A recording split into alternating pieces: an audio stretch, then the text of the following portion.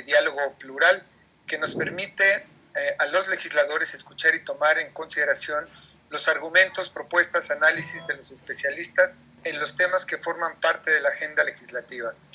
Le doy también la más cordial bienvenida, como siempre, a mis compañeros y compañeras de la Comisión de Cultura que nos acompañan el día de hoy, en especial a la diputada federal Lorena Villavicencio y el diputado federal Santiago González, quienes son además secretarios e integrantes de esta Comisión de Cultura, a quienes también agradezco que nos ayuden a moderar la parte de preguntas de este conversatorio. Yo en lo personal, quizá en una hora voy a tener que abandonar la sesión porque soy parte de la permanente y tengo que estar conectado. Entonces yo le pediría a mis compañeros legisladores, tanto a Lorena como a Santiago, que me apoyaran quizá en la conducción de la segunda hora, si es necesario. Las actividades creativas son un bien social, cultural, educativo y económico. Y es por supuesto tiempo de que en México cambiemos y reconozcamos el valor de la creatividad y la originalidad de las obras de autor. En estos momentos de apremio económico debido a la crisis sanitaria y económica por la que atravesamos, es importante y hay que aprovechar la oportunidad de cambiar la forma de ver la creatividad en la industria cultural, tecnológica y electrónica, entre otras que se desarrollan gracias al talento de los autores, compositores y por supuesto de los creadores. Por eso es importante este tipo de espacios de reflexión en los que tratamos de traerles los puntos de vista, ideas, posicionamientos y propuestas de todas y todos quienes de una u otra forma estamos vinculados a la cultura, a la creatividad, a la producción de contenidos lícitos, ya que en México tenemos una extraordinaria riqueza que estamos desaprovechando porque no estimulamos su desarrollo y regularmente no se reconoce como un insumo de alto valor.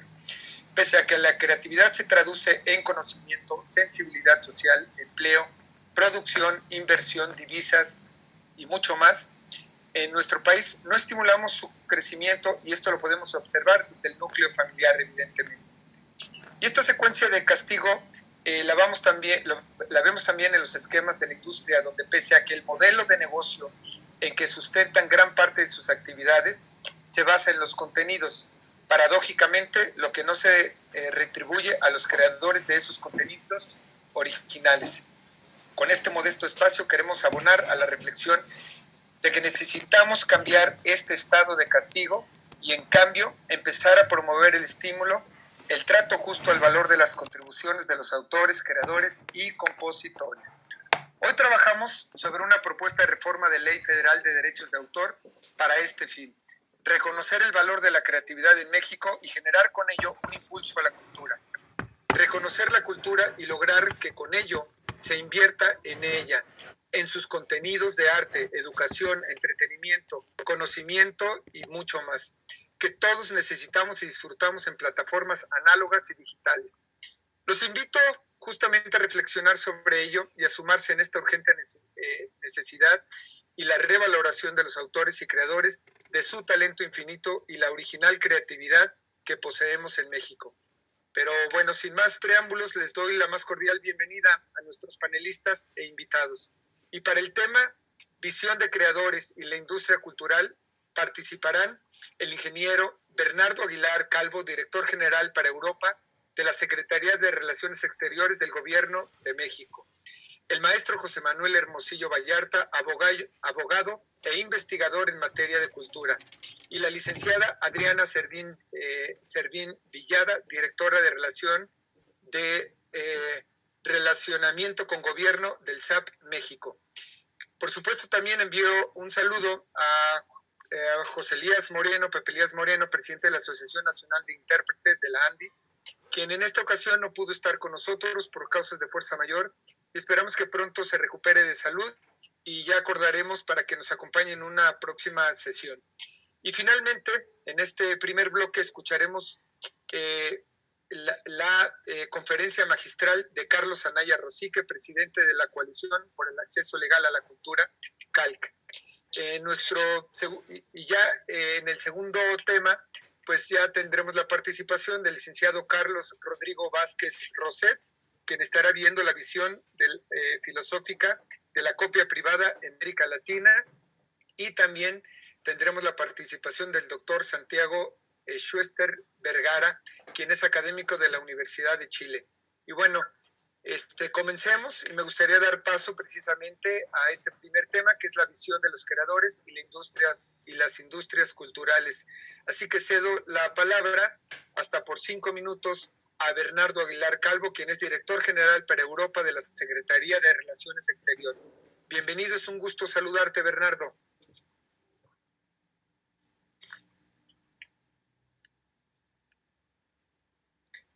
Le abrimos el micrófono a Bernardo, por favor. Ya está abierto su micrófono.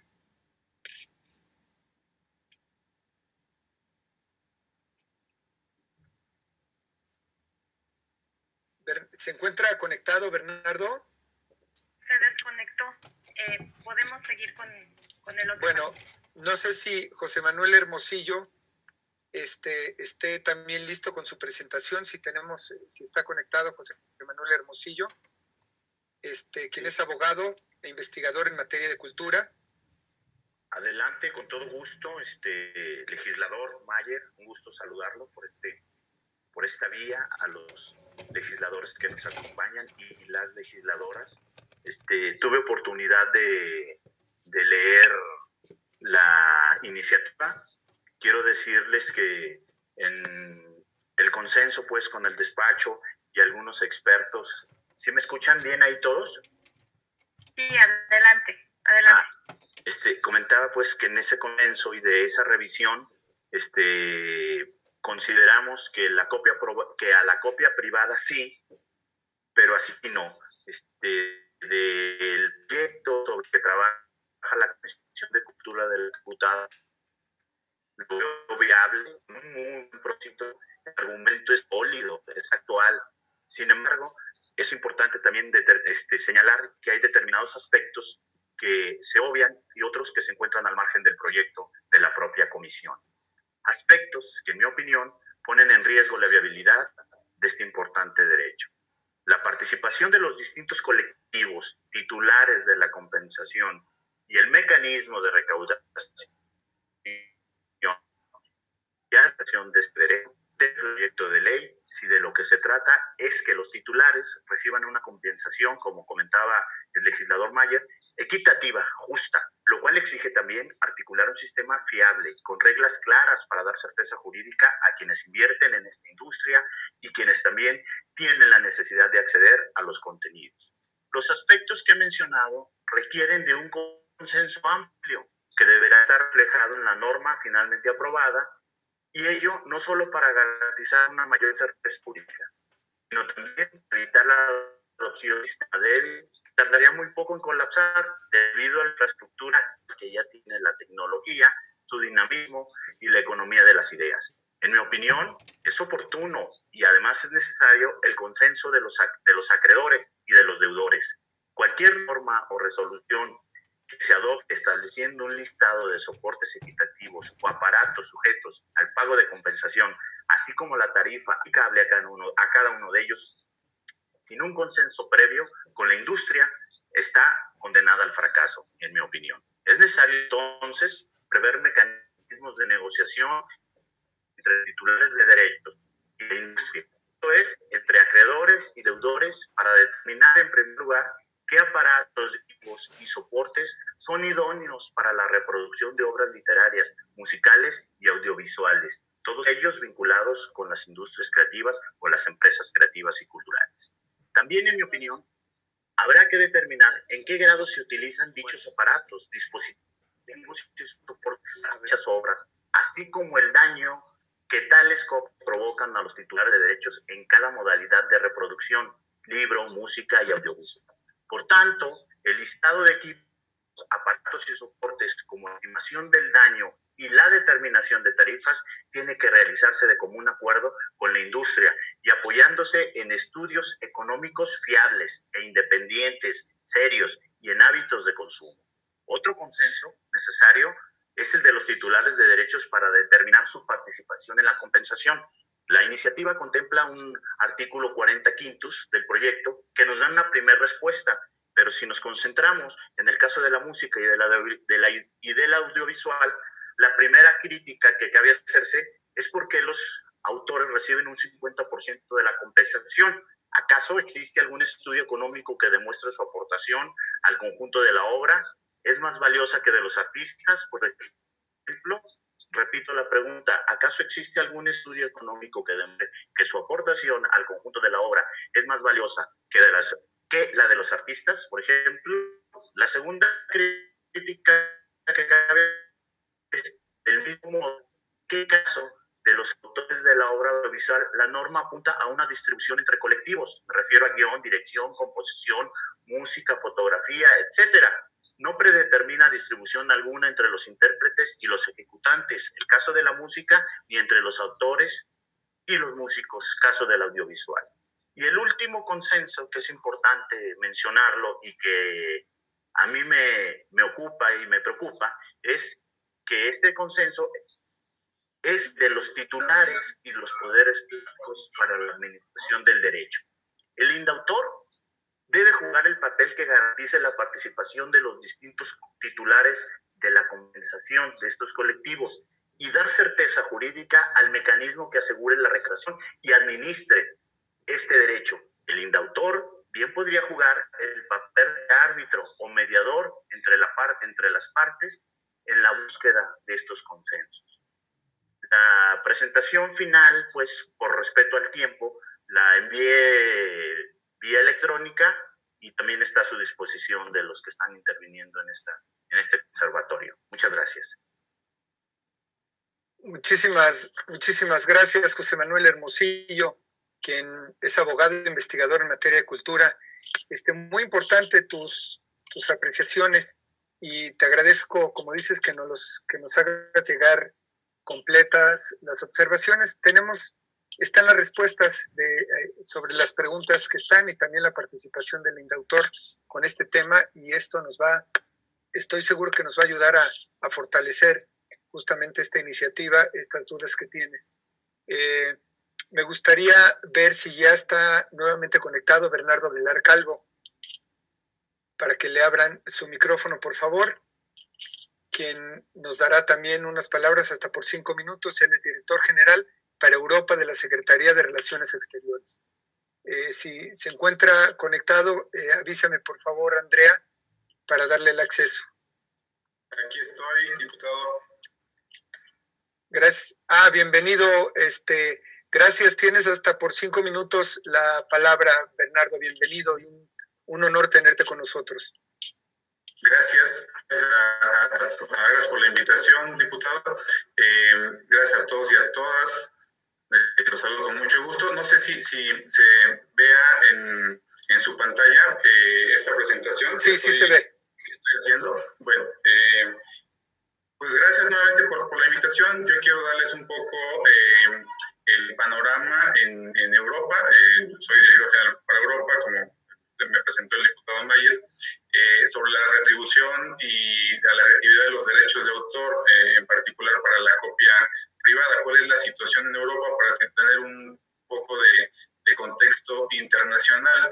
La presentación con mucho gusto se las enviamos. Es relativamente breve, por cuestión de tiempo, pues voy a ir un poco rápido. En la Unión Europea, como ustedes saben, pues la Unión Europea procura que la normatividad en general en todos aspectos pues sea uniforme para todos los países miembros, y no es la excepción. El caso de la protección de los derechos de autor. Hay una atribución compartida en la Unión Europea y los Estados miembros. Sin embargo, los países pues evidentemente tienen su propia legislación.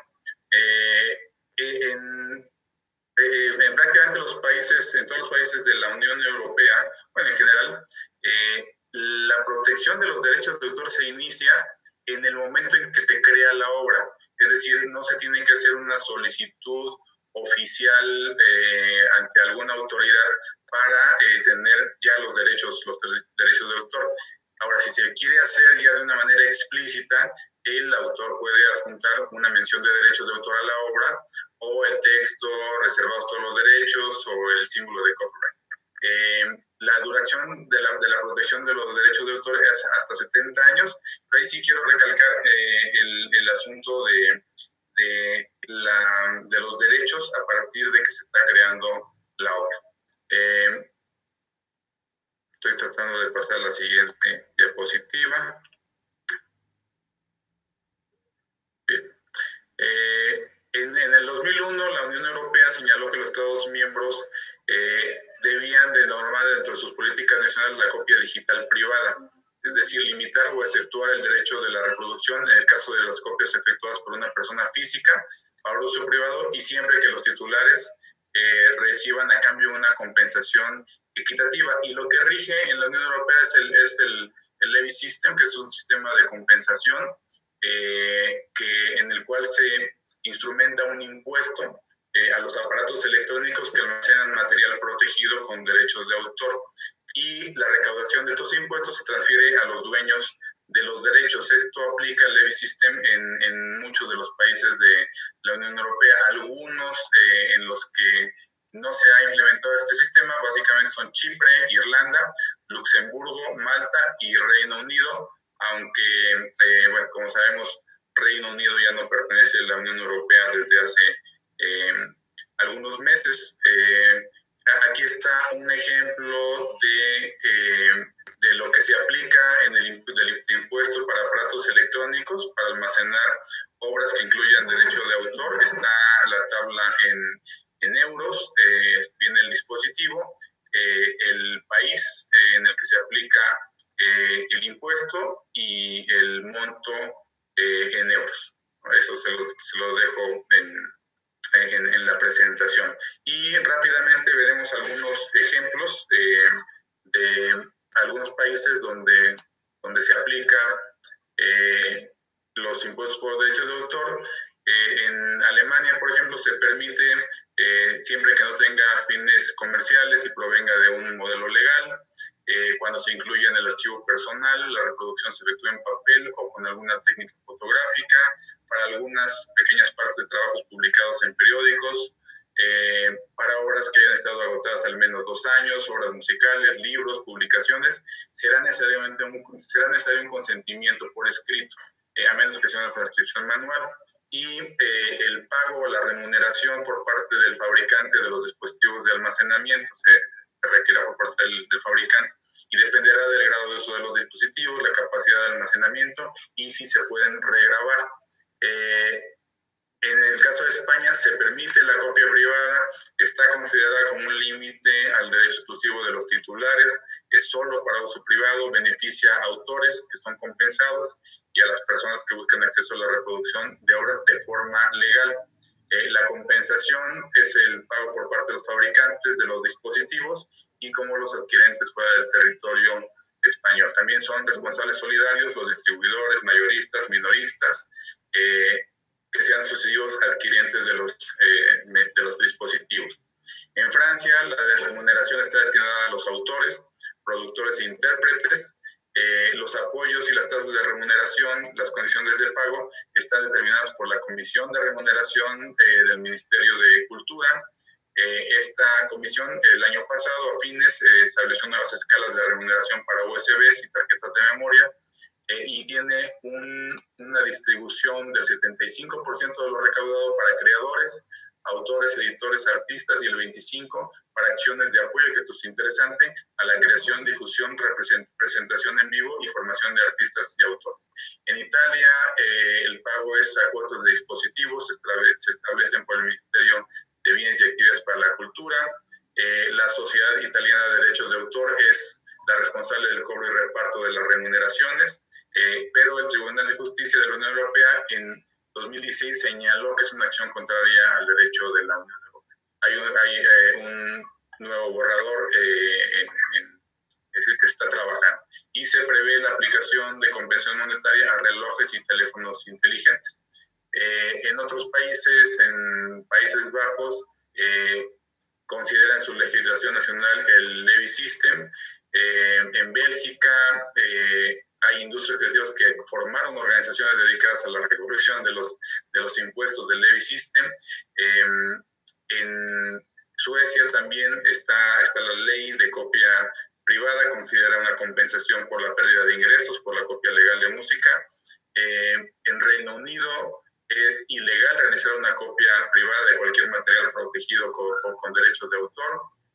Y bueno, finalmente las buenas prácticas a raíz de la emergencia por COVID-19, en Reino Unido particularmente, las instituciones culturales han puesto a disposición del público contenidos de plataformas digitales, como el National Theatre, the English National Ballet, the National Gallery, en fin, de la Royal Academy of Arts, para jóvenes artistas de 9 a 19 años.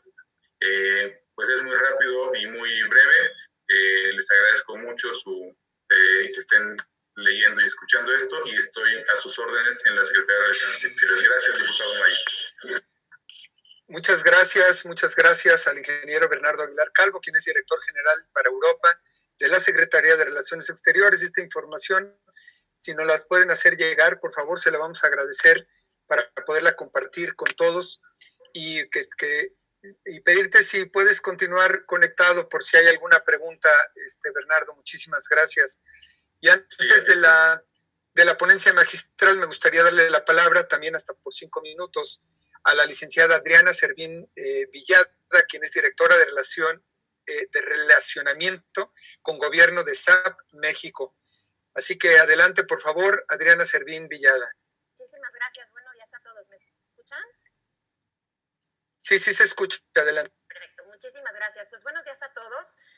Agradezco al diputado Sergio Mayer Bretón, presidente de la Comisión de Cultura y Cinematografía de la Cámara de Diputados, por su atenta invitación y consideración. Y también agradezco también al poder participar en esta mesa en compañía de grandes ponentes como los que hemos escuchado hasta ahora.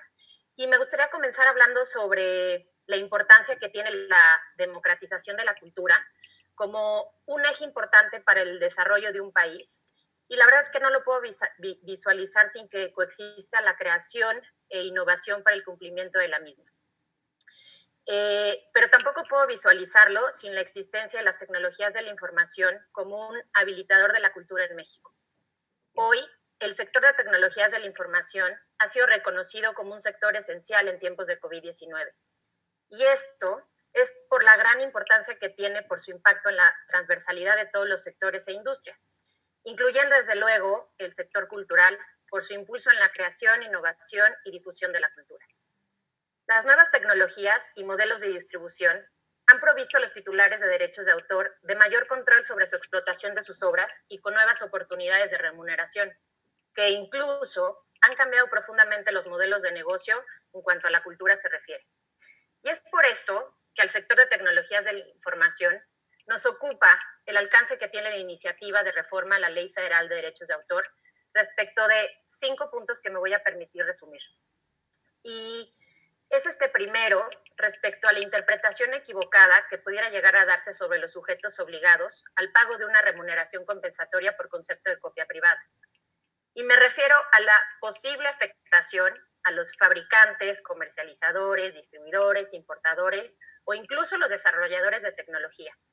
Y con ello, afectar el encarecimiento de la tecnología a los consumidores o usuarios finales.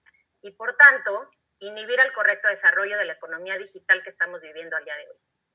Segundo, diferenciar claramente el concepto de copia privada del concepto de piratería, que tanto ha adolecido a nuestro México, ya que las cuotas o compensaciones no deben de ser consideradas como un medio para resarcir el daño causado por reproducir una obra, como es el ejemplo de un programa de software, sin autorización del fabricante o titular de los derechos de autor. Tercero, el sistema de compensación debería asegurar que el pago de la misma sea solo soportado por los sujetos que efectivamente realizan las copias privadas, y no así los fabricantes, los comercializadores, los importadores, los desarrolladores de tecnología, importadores, etc. Cuarto, el uso de medidas tecnológicas de protección debieran ser consideradas como habilitadores para proteger los derechos de autor y o titulares de los derechos de los mismos, pero no así a los fabricantes de tecnología como los obligados para proteger esos derechos. Y quinto, la remuneración compensatoria por concepto de copia privada podría ser equiparable a un impuesto, carga o gravamen, que proporcionalmente recaería en el consumidor usuario final. Y justamente no debemos de olvidar que la tecnología el día de hoy es un habilitador para la creación de obras, para su innovación, para su difusión, para su reproducción. Y esta remuneración podría representar un inhibidor a la creatividad cultural, además de violentar el derecho al acceso a las tecnologías de la información que lo tenemos en nuestra Constitución. Y por tanto, abrir aún más la brecha digital y encarecer la cultura por hacer mucho más costosos los medios de creación, es decir, los medios de trabajo, y por ende, frenar la competitividad en México. Estas recomendaciones serían 4 de forma muy puntual esta iniciativa. 1, contemplar principios de equidad en la compensación y remuneración de copia privada.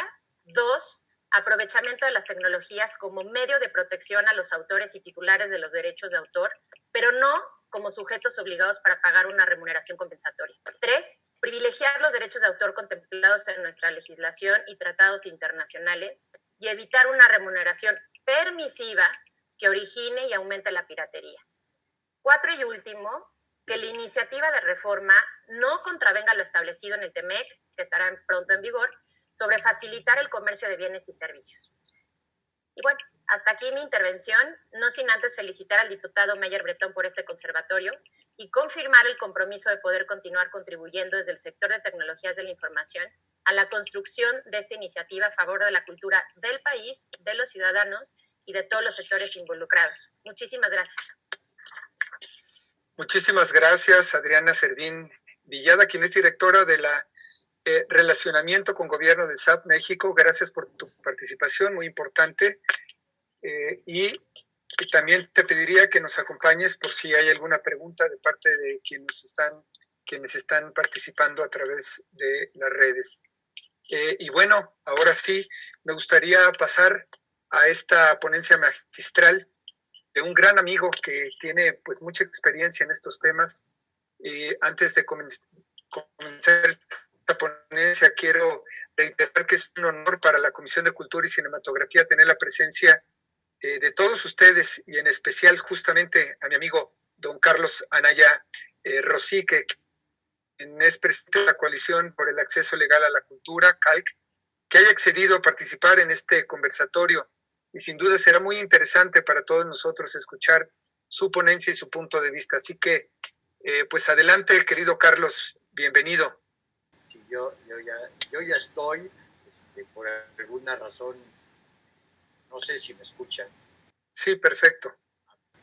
Bueno, pues como decía, les agradezco la invitación, te agradezco en particular a ti como presidente de la Comisión de Cultura y Cinematografía de la Cámara de Diputados, la invitación a participar en estos conversatorios que realmente nos ayudan a entender y saber qué significa la iniciativa de copia privada.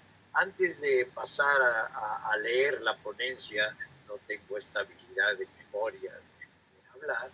Pues solo... Amigo, perdón la interrupción. ¿Crees que sea posible que te acercaras un poco más al teléfono o al micrófono o subirle al volumen? No sé si se le pueda porque se escucha muy bajito. Bueno, déjame ver si es un tema de volumen. Y no sé, tu cámara continúa apagada, ¿verdad? No, está prendida. Hasta ahora siempre había... Ya te veo. Nada más ver si podemos pegar un poco más tu micrófono para que se escuche más fuerte. Muchas gracias. No sé si así me escuchan mejor. Mucho mejor, mucho mejor. Bueno, pues ya paso solamente a hacer unas precisiones. Gracias por la invitación.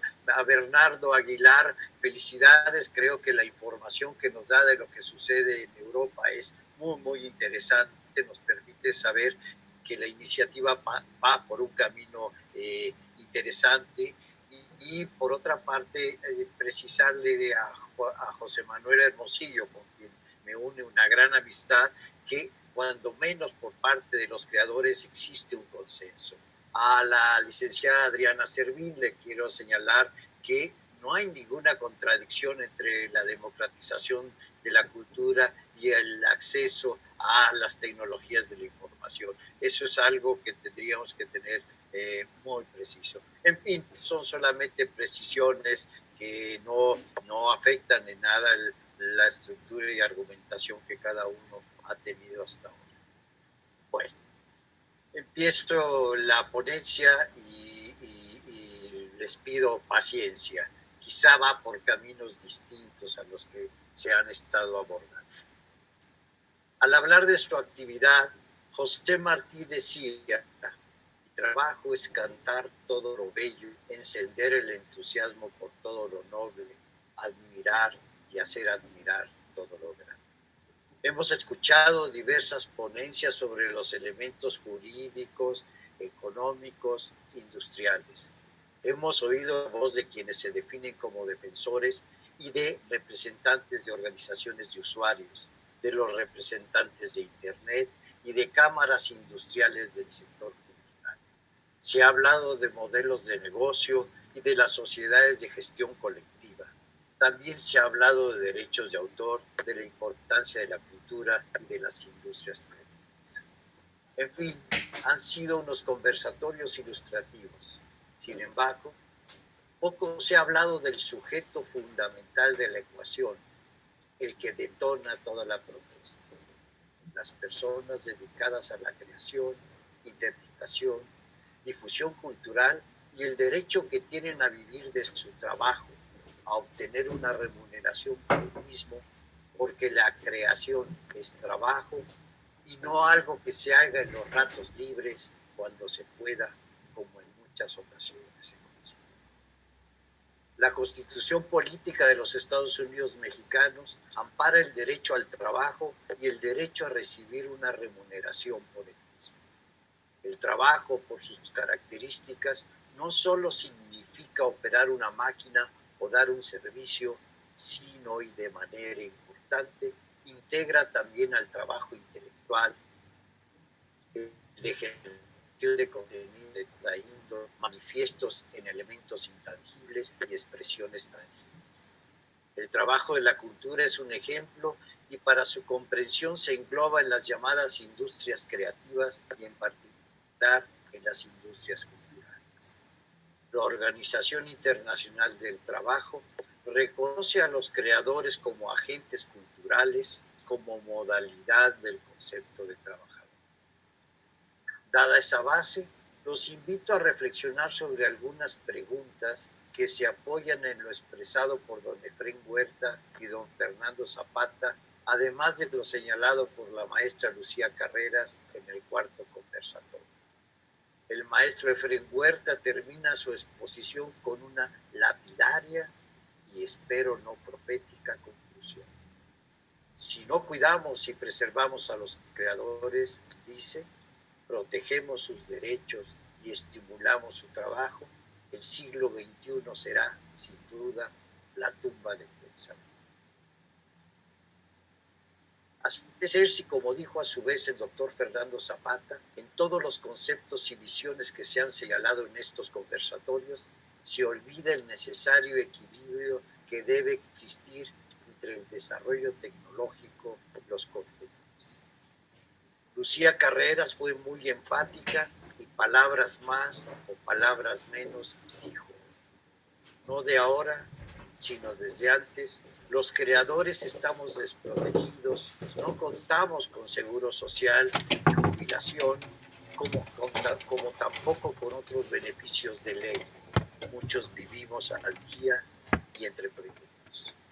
Y agregó: una de las cosas que debería ser un sustento permanente es el pago de nuestras regalías y el pago del derecho de uso de nuestras obras, que son nuestro mayor patrimonio. Requerimos recibir nuestras regalías. Sin embargo, si bien el creador debe tener ese derecho, al mismo tiempo es necesario que no se castigue al consumidor.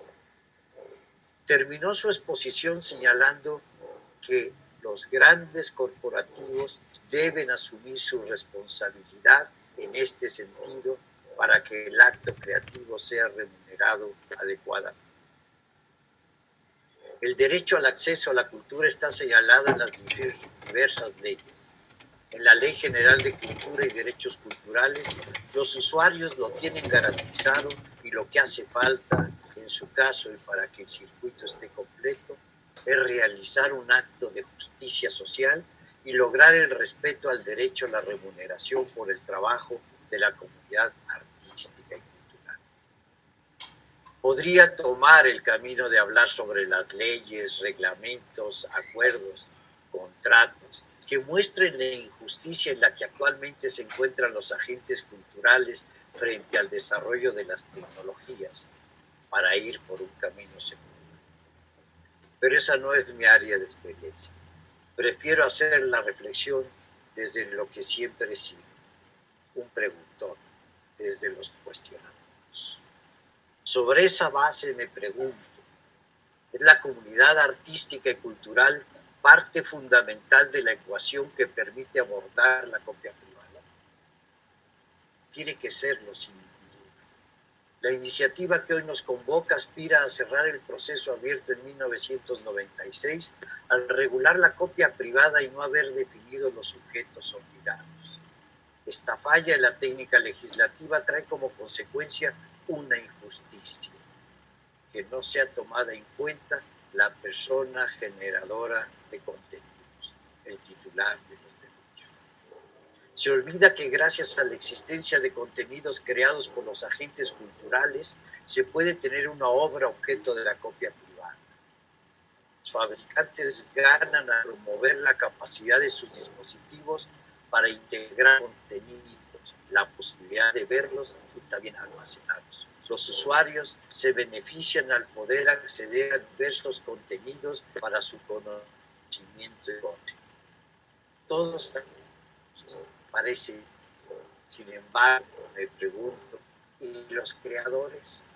La remuneración compensatoria es un acto de justicia para la comunidad artística y cultural. Esa es la razón de la iniciativa, subsanar la falla jurídica y sobre todo reivindicar el derecho de los creadores a una remuneración. En este caso, se trata de una remuneración compensatoria en cuanto que sería poder dar a cada creador la remuneración precisa sobre las copias privadas que pudiera ver tu obra de sus actividades culturales. Me parece que estamos de acuerdo en la necesidad de equilibrio entre el desarrollo tecnológico y la justa remuneración por el uso de los contenidos, ¿o no es así? Estos meses de quedarnos en casa han demostrado que como usuarios podemos acceder a diversos contenidos gracias al desarrollo tecnológico. La cultura es un bien social que da equilibrio, un bien de primera necesidad, como el pasado mes de abril afirmó la ministra de Cultura de Alemania, y cito, cuando la cultura compite con las necesidades elementales, salud, refugio, comida, ¿es la cultura también una necesidad elemental? Y agrega, personalmente respondo a esta pregunta inequívocamente con un sí. Gracias a los dispositivos electrónicos podemos ver películas, leer libros, revistas, periódicos, ver una obra de teatro, un concierto, apreciar la escenografía de una representación y la representación misma, escuchar al intérprete de nuestra preferencia. El desarrollo tecnológico ha permitido que podamos disfrutar de todos los contenidos que han sido producidos por las industrias culturales y creativas y que dan trabajo a los creadores y también a los administrativos, almacenistas, diseñadores, ilustradores, dibujantes, guionistas, traductores, es decir, a una cantidad relevante de personas que las constituyen. La UNESCO señala que las industrias culturales y creativas contribuyen a la promoción de la paz, la democracia, los derechos humanos, las libertades fundamentales, la igualdad de género y el Estado de Derecho. Sin el trabajo de todos ellos, no habría contenido que pudiera ser ofrecido por los fabricantes de dispositivos electrónicos. Es decir, sin los contenidos, los fabricantes solo podrían ofrecer, por ejemplo, un teléfono para su función básica, hablar. Los agentes culturales son el detonante y los dispositivos un medio, un modelo de negocio para llegar al usuario. Los fabricantes e importadores ofrecen cada vez más herramientas y utilidades y en esa posibilidad en la que basa la publicidad para la venta. Y sigo haciéndome preguntas. ¿Tienen los usuarios garantizado el derecho al acceso a la cultura? En la Ley General de Cultura y Derechos Culturales se establece ese derecho, como ya había mencionado. Una garantía que, por supuesto, no está en contradicción con el derecho de los creadores a la remuneración por su trabajo. El trabajo de los agentes culturales se retribuye a través de la explotación de la obra en sus diversas modalidades.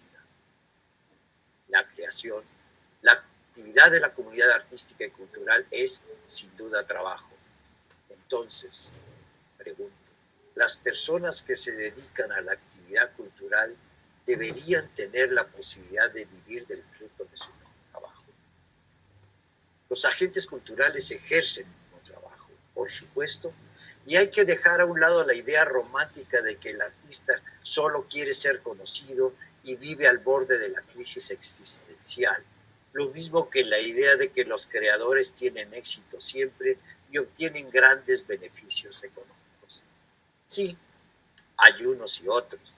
Sin embargo, entre estos extremos encontramos a la gran mayoría de agentes culturales que tienen que hacer, además de su trabajo de creación, muchas otras actividades laborales para poder vivir y seguir con sus acciones creativas.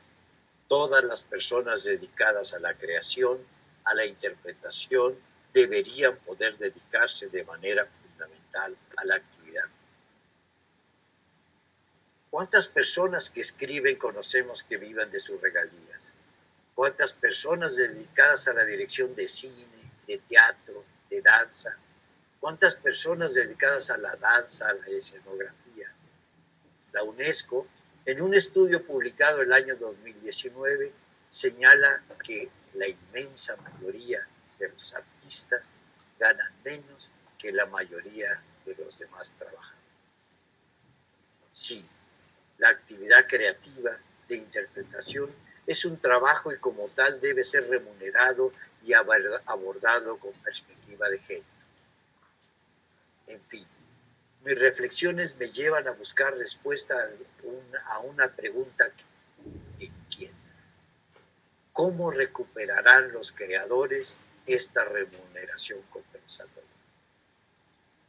La iniciativa propone un camino el que parece más lógico como acción colectiva.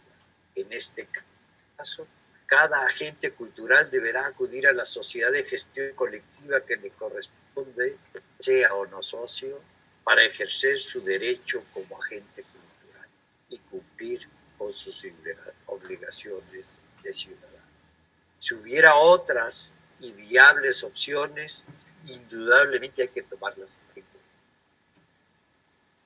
En conclusión, la copia privada permite que los agentes culturales, los creadores, la comunidad artística y cultural puedan obtener una remuneración compensatoria.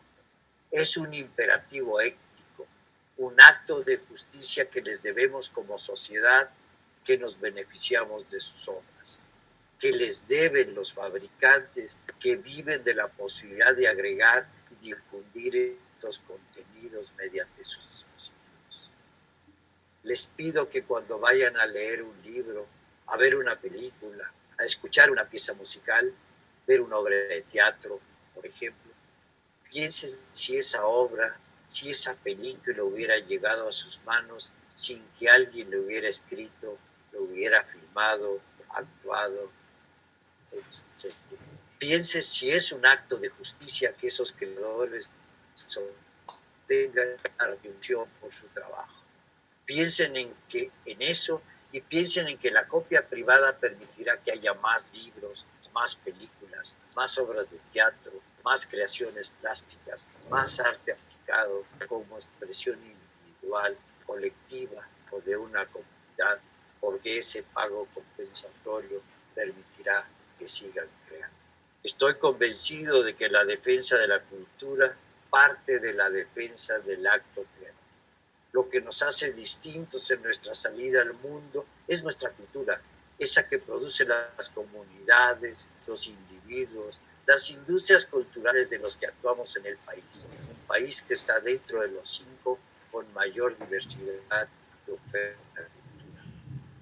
Falta mucho para lograr el reconocimiento de los derechos sociales de la comunidad rural. Pero sin duda, lograr el reconocimiento de su trabajo y su necesaria y justa retribución pasa por el camino que propone la iniciativa de gobierno privado.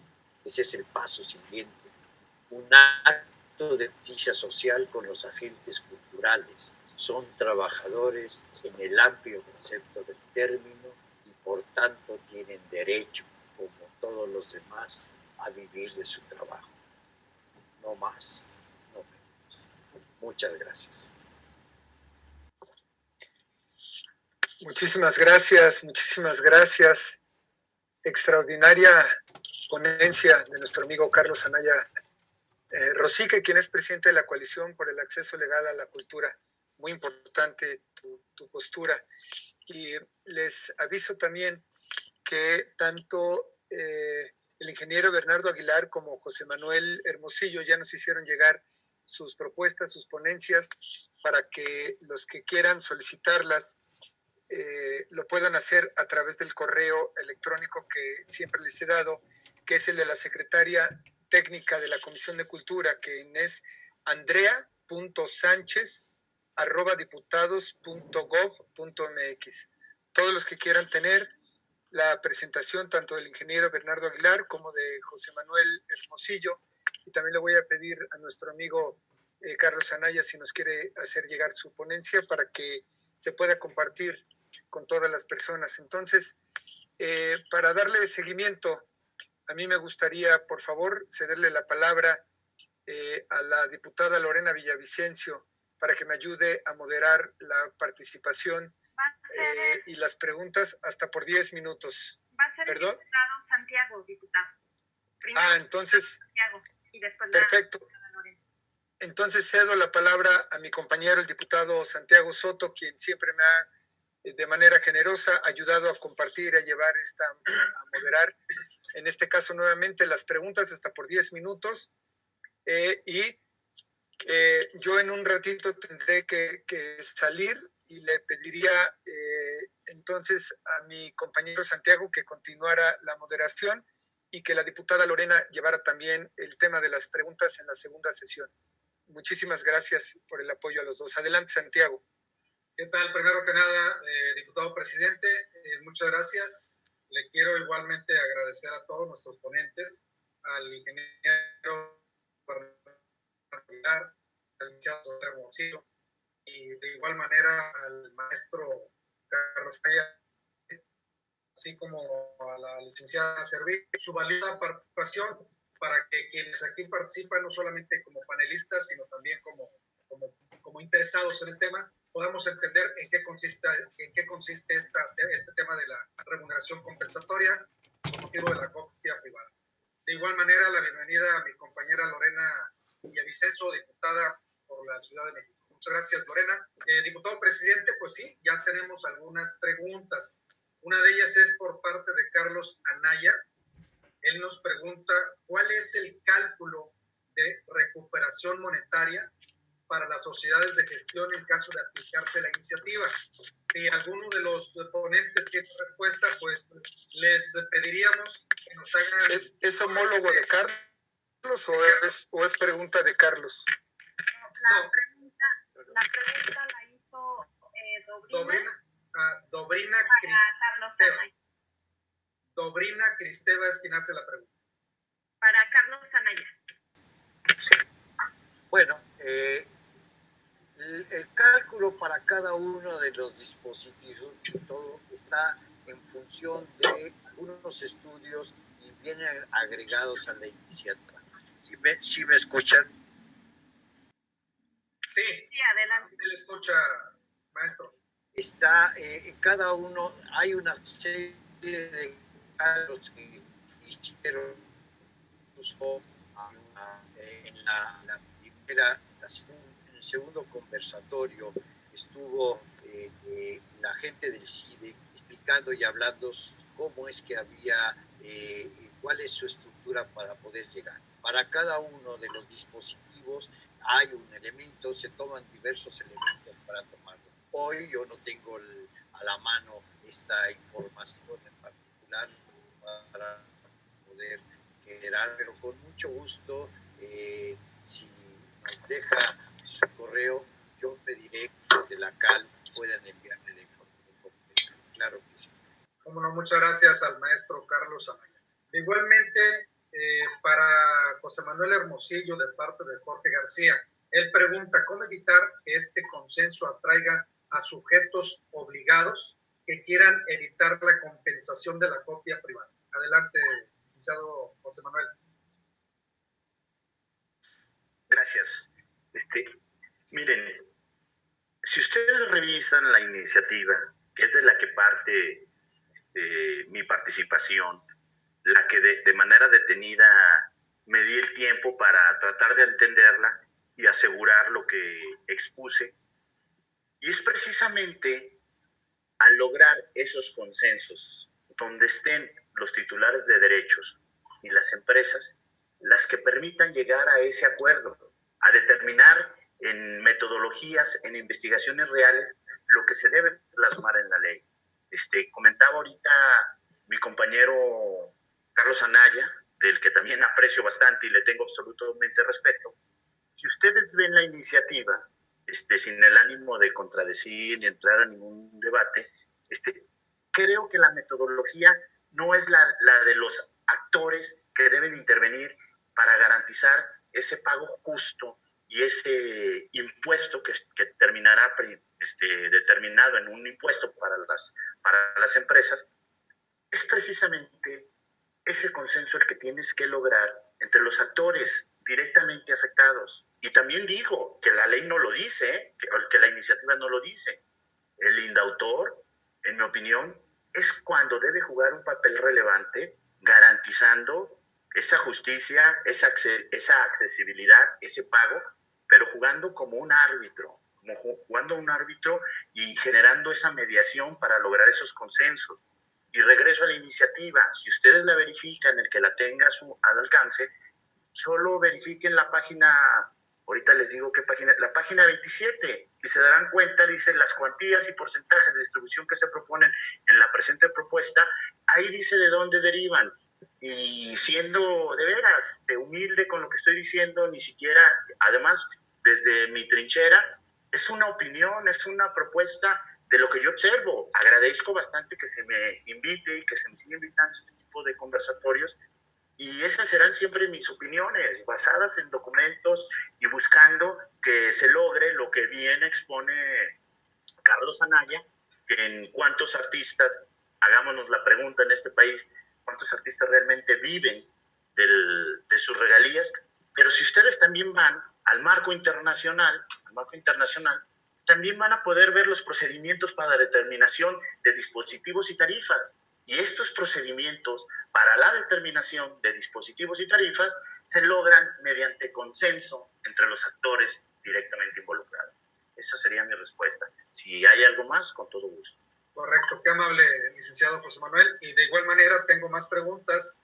Una para el ingeniero Bernardo Aguilar, director para Europa de la Secretaría de Relaciones Exteriores. Dice, entonces en Europa tampoco es un impuesto, esto lo pregunta Jorge García.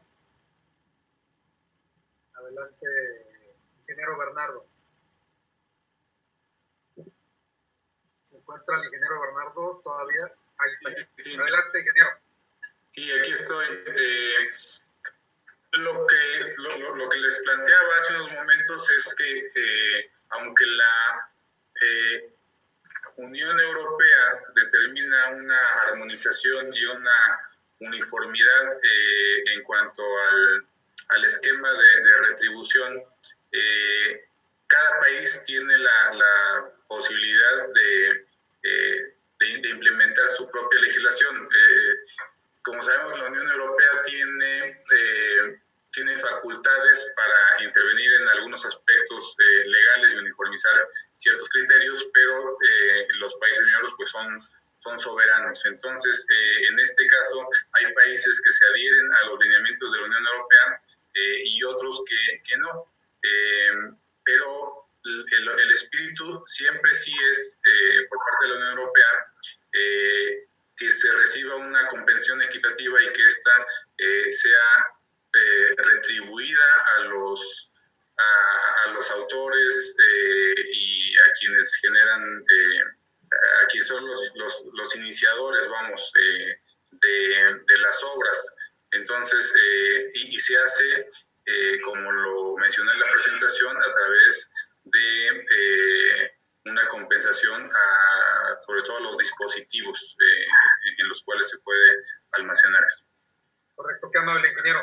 La siguiente pregunta es para la licenciada Adriana Servín. La hace de Martín, dice: ¿los fabricantes e importadores no se benefician de los contenidos culturales? Adelante, licenciada Adriana. ¿Me escucha? Sí, totalmente. ¿Sí? Perfecto, es que no pude poner el video. No, me parece que no. Yo creo que los fabricantes, importadores y comercializadores de tecnologías de la información no lucramos de ninguna manera con los derechos de autor. Es cierto que los dispositivos y las tecnologías tienen distintas funciones, pero no es así la apreciación respecto a que los fabricantes de la tecnología lucramos, ¿no? Insisto en que el sector de las tecnologías de la información estamos a favor del cumplimiento de las leyes y de los derechos de autor. Y el enfoque y los comentarios a esta iniciativa van 100% enfocados a que se clarifique de forma objetiva y correcta quiénes son los sujetos obligados. No estamos de ninguna manera en contra de proteger los derechos de autor. Correcto. Le tengo más preguntas, licenciada Adriana. Parece que su ponencia causó algo de inquietud. No, Carlos Ramos nos dice lo siguiente. Sí. ¿Por qué afirma que los usuarios deben pagar la compensación por copia privada si son los fabricantes e importadores quienes lucran y se benefician con la existencia de obras protegidas y la idoneidad de sus dispositivos para organizar copias de las mismas? De acuerdo. Esto suma justamente a la respuesta que di hace unos momentos. Los fabricantes e importadores no lucran con los derechos de autor, pero me refería al ejemplo de que podría haber un impacto en el acceso a la tecnología para los creadores innovadores, porque si bien es cierto el que la remuneración compensatoria de copia privada podría verse como un gravamen, una carga o un impuesto, porque sin duda, y esto pues no va más allá de una lógica comercial, todos los bienes y servicios están hechos del costo de materia prima, de los impuestos, de las cargas impositivas, etcétera. Y esto se podría ver como una carga impositiva que desde luego podría reflejarse en el costo al usuario final. Y un ejemplo claro de esto, y lo acabamos de ver hace 3 días con la entrada en vigor del impuesto digital, en el que claramente hubo un costo adicional al uso de las plataformas digitales en el que hoy los usuarios lo estamos pagando. Entonces es muy probable que tenga el impacto en el costo final de la tecnología. ¿A quién? ¿Al consumidor o al usuario final?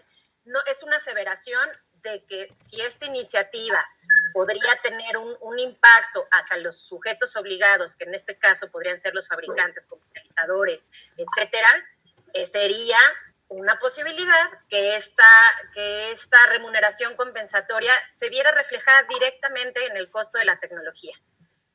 Correcto. Licenciada, le tengo otra pregunta más. Este es de parte de J. Jiménez. Él nos dice... Diferentes sectores. Y el cultural no es un excluyente, ¿no? O sea, el día de hoy estamos conectados todos y hoy podemos tener la gran virtud de, a pesar de las circunstancias, el estar conectados y tener este conversatorio tan importante, y lo estamos viendo en la producción de México, la gente hoy haciendo teletrabajo, la gente que puede tener acceso a la telemedicina. Entonces la tecnología sin duda es un habilitador.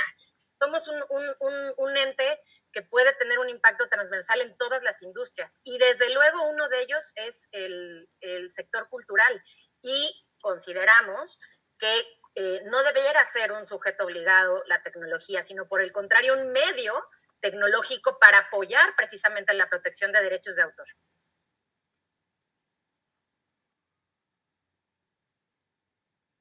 Sí, a ver, él pregunta, Carlos Gómez pregunta, ¿cuánto piensa que podría afectar la compensación de copia privada al precio final de los productos? Porque sería un costo adicional a la tecnología. Ajá. Como bien lo mencioné, cualquier bien o servicio está conformado por distintos cargos y uno de ellos se vería como algo adicional. Entonces, es muy probable y hay una gran posibilidad que el costo hacia el consumidor o usuario final se ve impactado con la aprobación de la iniciativa como se encuentra bajo estos términos. Bien, pues le agradecemos bastante a la licenciada Adriana. Así no, a ustedes, muchas gracias. Gracias, así como al resto de nuestros ponentes por haber participado en esta primera etapa de este conversatorio al que se ha convocado por parte de la Cámara de Diputados. Muy agradecidos, le cedo la palabra nuevamente al presidente de la Comisión de Cultura, el diputado Sergio Mayer. Diputado, el diputado Sergio ya salió. Que salir, entonces seguimos con la visión filosófica de la copia privada. Perfectísimo. Bueno, pues en este sentido, quiero invitar a nuestra compañera y que nos acompañe ahora que en el tema de las respuestas y preguntas a este tema que vamos a iniciar, y en la segunda parte es la visión filosófica de la copia privada en América Latina. Aquí participan el licenciado Carlos Rodrigo Vázquez Rosete, consultor senior de Derecho Parlamentario, y para cerrar este bloque escucharemos la ponencia magistral del doctor Santiago Schuster Vergara, académico de la Universidad de Chile. Aprovecho para enviar precisamente un saludo a nuestros hermanos chilenos, porque el doctor está conectado desde Chile y que seguramente nos están siguiendo desde el cono sur de nuestro continente. Así es de que dejo la palabra al licenciado Carlos Rodrigo Vázquez Rosete. Licenciado, muy buenas tardes. Muchas gracias a la Comisión de Cultura y Cinematografía, gracias a la audiencia que nos acompaña, a los expertos que nos han compartido su visión. Un saludo muy afectuoso al doctor Schuster, a Santiago y también a Felipe, por supuesto, que en algún momento nos tendrán que explicar que aquí en México tenemos la U mayúscula y la U minúscula, pero allá en el cono sur, en Chile, la U es grande. Voy a compartir mi pantalla para desarrollar mi exposición sobre la visión filosófica respecto a la iniciativa y respecto a la copia privada.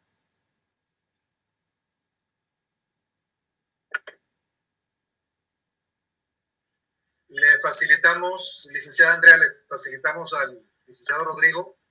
Eso, gracias. Listo.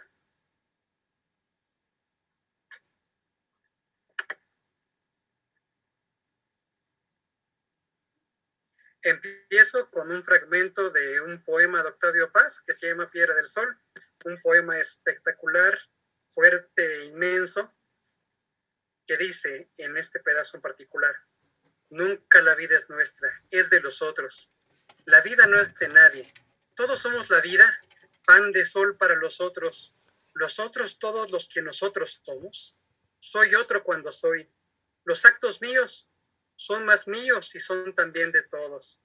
Para que pueda ser, he de ser otro, salir de mí, buscarme entre los otros que no son si yo no existo, los otros que me dan plena existencia. No soy, no hay yo, siempre somos nosotros. Y decidí empezar con este fragmento porque el nudo central de mi participación tiene que ver con la honestidad intelectual.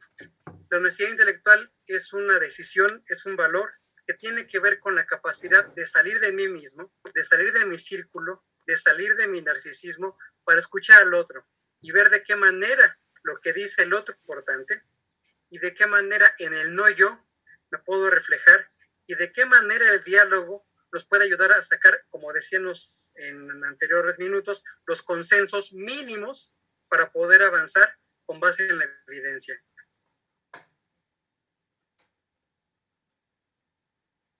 Es que desde el siglo pasado vivimos en la posmodernidad.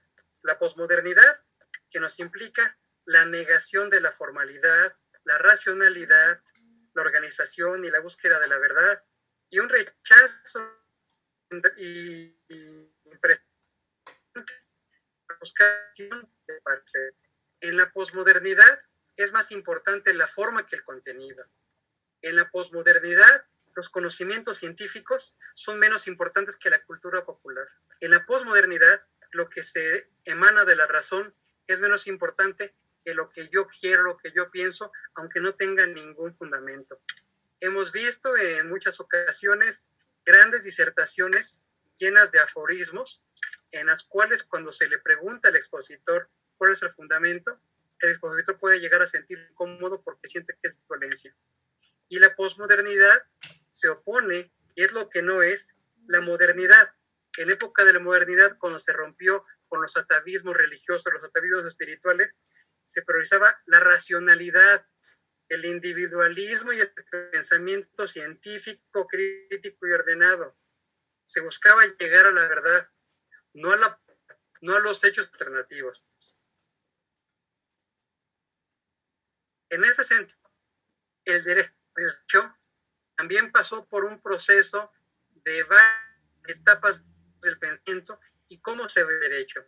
Al principio, el derecho era únicamente lo que era justo. La justicia que era darle a cada quien lo suyo, no dañar a nadie y vivir honestamente. Después llegó la gente a decir, no, lo justo está bien, pero tenemos también que hablar de que lo que es que venga de la razón, lo racional. Después alguien dijo, no, a lo mejor algo es justo, algo racional, pero no tiene que ver con la realidad histórica. Hay que asomarnos a ver la realidad histórica, hay que asomarnos a ver la praxis. Y después alguien dijo, no, es lo que ordena el legislador. Oye, pero lo que ordena el legislador no es justo, no es racional, no es histórico, algo así como lo que vivimos en estos días, pero si lo dice el legislador, está bien. Entonces, un jesuita, en el siglo pasado, el doctor Miguel Villoro Toranzo, propuso una noción del derecho que combinara estas 4 nociones que la historia ha traído, que van desde lo justo al voluntarismo. Dice que el derecho es un sistema racional de normas sociales de conducta, que la autoridad ha determinado obligatorias por considerar las soluciones justas a los problemas surgidos de la realidad histórica. Con esta definición como punto de partida, podemos darle un poco de razón a las 4 nociones que tenemos aquí mismo, ¿no? De hecho, se hablaba antes de un derecho natural, un derecho que está escrito en la recta razón y en el corazón de los hombres. Y alguien dijo, no, lo que hay es el derecho como tal, supuesto y consecuencia. Si es A debe ser B, si es B debe ser C, si no debe ser D. Y más nada. Y se hablaba de una pirámide en la cual hasta arriba estaba la Constitución, los tratados internacionales, abajo los reglamentos y otras normas. Y se supone que había hasta arriba una norma hipotética fundamental. Esa norma hipotética fundamental, cosas más, cosas menos, era el principio general, el pacta sunt servanda, que quiere decir los derechos deben cumplirse. Y decían, ahí está la norma hipotética fundamental, no tiene que ver con el derecho natural ni con la justicia. Ahora, esta desposesión de lo moral, esta desposesión de lo justo, de una norma hipotética que dice que los acuerdos están para cumplirse, la razón última por la cual los acuerdos tienen que cumplirse es una razón que va más allá de lo positivo y sí toca lo moral. Cuando estamos hablando de cualquier tema, tenemos que aportar, y es la convocatoria que hablo, para hablar de la iniciativa en cuestión y para hablar de los principios generales que acompañan e inspiran la copia privada, generar expectativas racionales o, como alguien decía, expectativas civilizatorias. Las grandes expectativas, como decía Charles Dickens. En el derecho existe una noción de causa-efecto.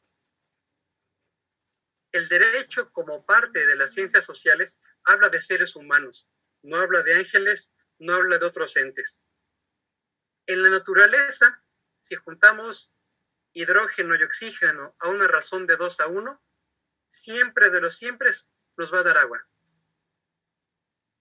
En la naturaleza, si a nivel del mar dejamos caer un objeto, ese objeto va a caer a 9.8 metros sobre segundo cuadrado, sí o sí, con independencia de lo que yo creo, de lo que yo pienso, de lo que yo siento en ese momento y lo que tengo que decir. Es decir, en la naturaleza, la causa-efecto es directa. En lo social no. En las personas no. Entre la causa y el efecto hay siempre un espacio para la reflexión en la acción. En este caso, para el derecho, es importante el esquema supuesto-consecuencia. Es decir, alguien privó de la vida a otro, supuesto, la consecuencia es, entonces cabe en el tipo de homicidio. Es decir, tenemos que elegir desde la honestidad intelectual si discutimos, si argumentamos o si planteamos a partir de nuestras evidencias o nuestras creencias. En este caso, la iniciativa que hoy nos ocupa, que es la iniciativa con proyecto de decreto por el que se reforman y adicionan diversas disposiciones de la Ley Federal de Derecho de Autor en materia de remuneración compensatoria por concepto de copia privada, es lo que nos une aquí. Es una iniciativa... Sí. Licenciado Carlos, sí. Te diría si nos hace el favor de ir concretando por el tema del tiempo y para permitir la participación del resto de los participantes. Qué amable. Correcto, muchas gracias. Bueno, entonces decíamos ayer que la iniciativa es para definir un lugar económico para la creación artística en la sociedad de la información y consumo que hoy vivimos. Nos guste o no nos gustare, nos parezca buena, mala, chueca o derecha, vivimos en una sociedad de la información y consumo y necesitamos darle a la creación un lugar económico, un sitio en el que pueda compartir las utilidades, en que pueda compartir los beneficios y que pueda compartir los provechos. Y en esta iniciativa buscamos un mecanismo justo de compensación en favor de la creación y de la industria también que se genera alrededor. Vamos a avanzar porque el tiempo apremia. La copia privada, ¿qué sí es? Y en este sentido la iniciativa, ¿cómo la entiende? Es un límite lícito al derecho de producción. Parte de la posibilidad de los usuarios para hacer copias, la potencialidad es suficiente para hacer copias de una obra sin autorización de los titulares. Tiene que realizarse para uso privado y sin fines comerciales. Aunque diversos teóricos lo cuestionan, debe tratarse de obras ya divulgadas. La copia debe hacerse a partir de una fuente lícita. Otra discusión, no debe existir existencia de terceros. Y a cambio los titulares reciben una compensación de los fabricantes intermediarios a través de las sociedades de gestión. ¿Qué no es? Un tributo o un impuesto. No lo impone el Estado, no beneficia al Estado y no está hecho para el gasto público. Y su incumplimiento no genera una acción coercitiva. No es una sanción, una penalización. Es decir, en la iniciativa, por más que le busquemos, no va a existir ningún tema sancionatorio.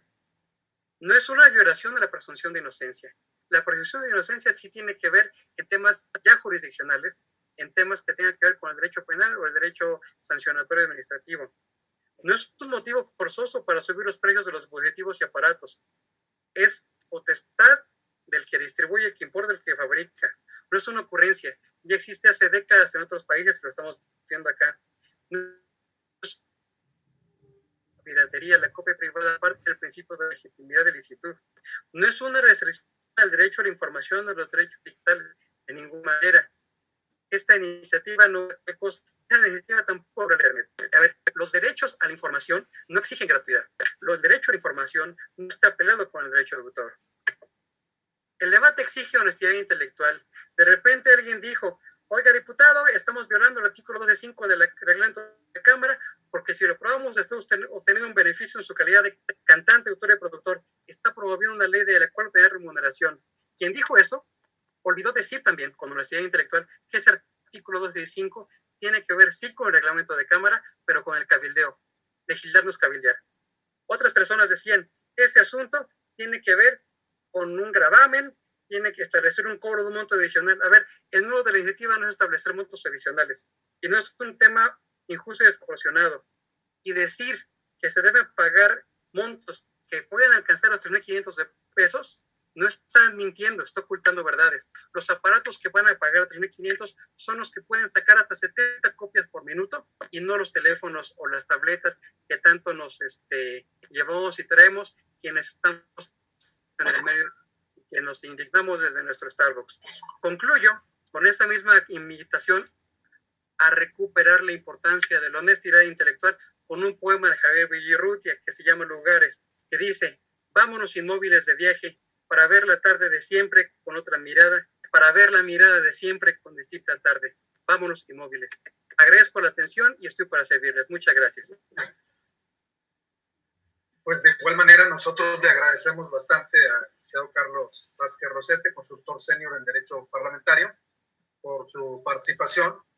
Y le quiero dar paso a esta conferencia magistral a la que nos hemos convocado por parte del doctor Santiago Schuster Vergara. Él es académico de la Universidad de Chile. Aprovecho para enviarle precisamente este saludo de parte de la Comisión de Cultura de la Cámara de Diputados de México y de igual manera pues darle ya pie a lo que será su conferencia magistral. Doctor, bienvenido, muy buenas tardes en México y esperemos que ustedes en Chile también puedan pues protegiéndose con el tema del COVID.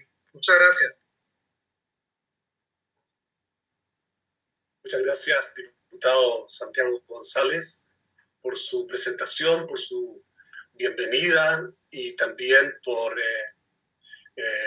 los saludos que le envía a estos compatriotas latinoamericanos que somos los chilenos y que estamos aquí confinados en nuestros lugares habituales, desde donde hoy día impartimos clases en la universidad, participamos también en estos conversatorios y tratamos de llevar la vida adelante entendiendo que será una situación transitoria. Pero la maravilla de la tecnología nos permite hoy día estar con ustedes en lo que con mucha precisión se llama por la Cámara de Diputados y por esta Comisión de Cultura y Cinematografía un conversatorio.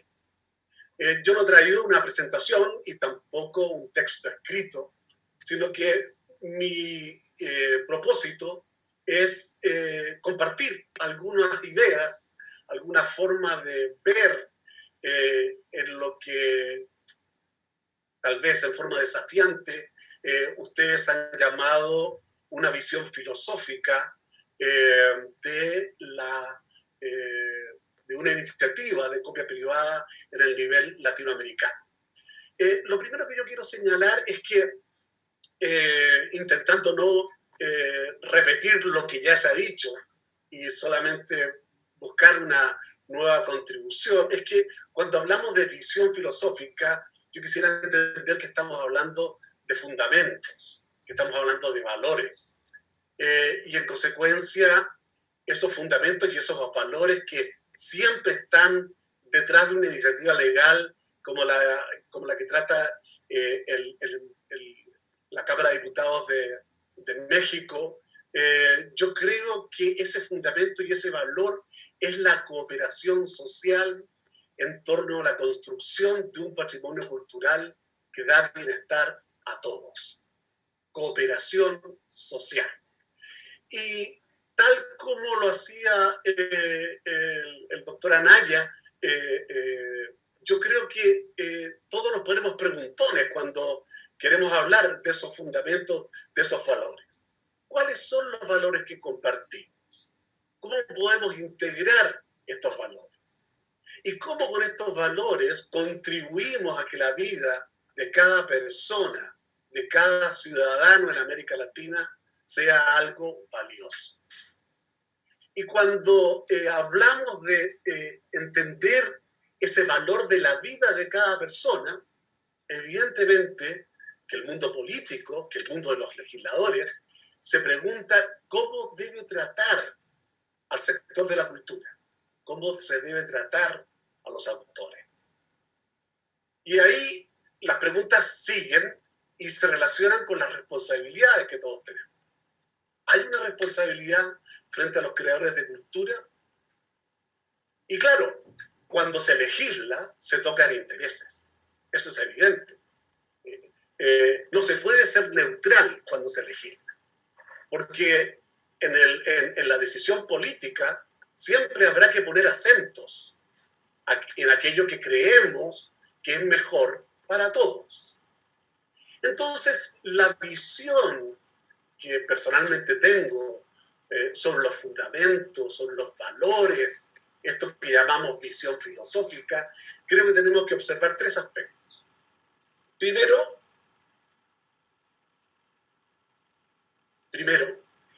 la cooperación la cooperación social en torno a un sistema de protección de obras intelectuales y de contenidos protegidos por derechos conexos que atienda tres focos.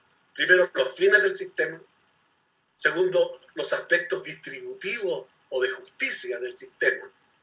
Y tercero, a lo que recién me refería, los aspectos políticos o de toma de decisiones acerca de las prioridades del sistema. En cuanto a los fines del sistema, necesariamente tenemos que aludir al fundamento del derecho de autor. Y en el fundamento del derecho de autor también hay visiones distintas. Son, yo diría, maneras de entender la vida.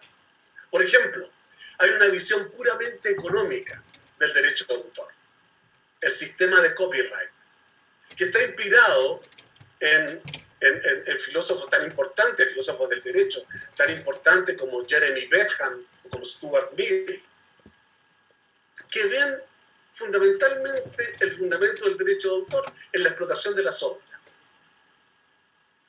Es esa mirada utilitarista y que, por supuesto, tiene un sentido importante de ver el derecho de autor como una relación directa con ese uso de las obras. Y por eso se llama copyright, que no es otra cosa que derecho de copia, explotación de la obra. En cambio, hay una visión más humanista, el derecho de autor como una extensión de la personalidad del ser humano, de los que crean cosas que cambian el mundo, de los que imaginan lo que no existe. Es la posición o la línea de pensamiento que surge de Kant y el idealismo trascendental, que es la valoración del trabajo de las personas que se concreta en una propiedad sobre lo que crea ese trabajo. Y por supuesto, nuestro sistema latinoamericano de derecho de autor está mucho más cerca de esta posición. Por eso llamamos y hablamos no de sistema de derecho de copia o de copyright, sino que hablamos de sistemas de derecho de autor, que se fija en la persona del creador como eje de la protección. Y allí tiene tanto sentido hablar de derecho de autor y hablar del sistema de protección cuando vemos que el plazo de protección es la vida de una persona humana. Y hasta 50 años, según Berna, 70 según la legislación de Chile, 100 años según la legislación de México, pensando en cuáles son las generaciones posteriores a ese autor, los herederos, sus hijos, sus nietos, que se van a beneficiar de ese trabajo. Y por lo tanto, cuando hablamos de estos fines del sistema, va a haber en las legislaciones una especie de diálogo. ¿Qué es lo que debemos privilegiar o priorizar? ¿Solo la explotación o también nos tenemos que preocupar de ese creador, de esa persona que realiza un trabajo que finalmente se traduce en un resultado concreto que es una obra intelectual de la que se beneficia toda la comunidad? Y por eso vienen a continuación los aspectos distributivos, que es el segundo aspecto al que me quiero referir. Que algunos deban tener menos con el objeto que otros prosperen puede ser ventajoso, pero no es justo. Eso dice Rawls, un filósofo del derecho contemporáneo, y dice: los intereses que exigen la violación de la justicia carecen de valor. Por lo tanto, el tema de la justicia no puede estar ajeno a una discusión de este tipo. Y entonces, ¿cómo funciona el sistema de derecho de autor para que sea justo? Y los legisladores, con los que nos encontramos hoy día aquí en este conversatorio en México, fijan esas reglas. Pero hay que tener un cuidado muy importante, porque estamos hablando de reglas relacionadas con intangibles. las obras intelectuales, los contenidos protegidos por derechos conexos, son intangibles. No estamos hablando de la venta de computadores. Yo tengo mi computador aquí sobre mi mesa, ejerzo mis derechos sobre este computador y está aquí, ubicado físicamente en Santiago de Chile. Y lo mismo ocurre con los dispositivos que ustedes tienen en este momento en esta reunión.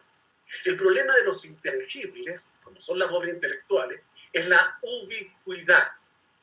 Una canción de Juan Gabriel puede estar siendo en este momento utilizada en Japón, en Estados Unidos, en México, en Chile, la misma obra. Eso no ocurre con nuestras cosas. Y por lo tanto a veces cuesta que las personas entiendan que estamos hablando con intangibles. Pero los intangibles hoy día son los bienes más valiosos de la economía del conocimiento. Y en eso están las obras.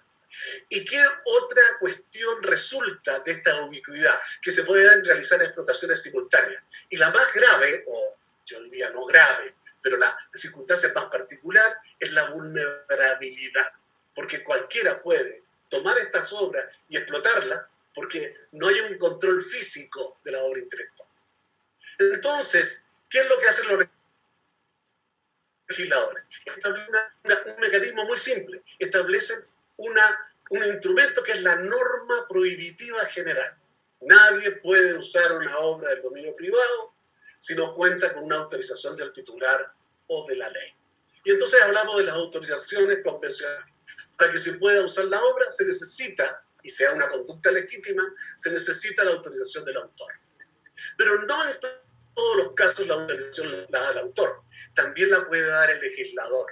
Ya se ha hablado mucho de las limitaciones al derecho de autor, pero el legislador puede él autorizar y suprimir ese derecho del autor a dar la autorización.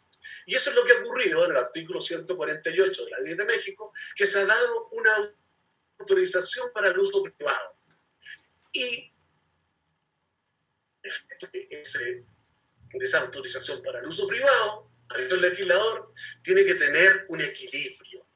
Y ese equilibrio es: démosle entonces al autor, ya que estamos autorizando el uso privado, y que ese uso privado hoy día a escala global es una tremenda forma de utilización y explotación de las obras intelectuales, démosle a los titulares de derecho una remuneración compensatoria. Es decir, se da la autorización legal para uso privado, pero sujeto a una remuneración. Por eso no es un impuesto, porque es una autorización que tiene como equivalente una remuneración. Y entonces, claro, se produce un conflicto de interés. Hay un conflicto de interés, puesto que las personas no son indiferentes respecto a cómo ha de distribuirse los mayores beneficios producidos por esta colaboración social. Colaboramos para que las personas tengan más acceso, pero también tenemos que colaborar para que exista una compensación en favor de los titulares de derecho.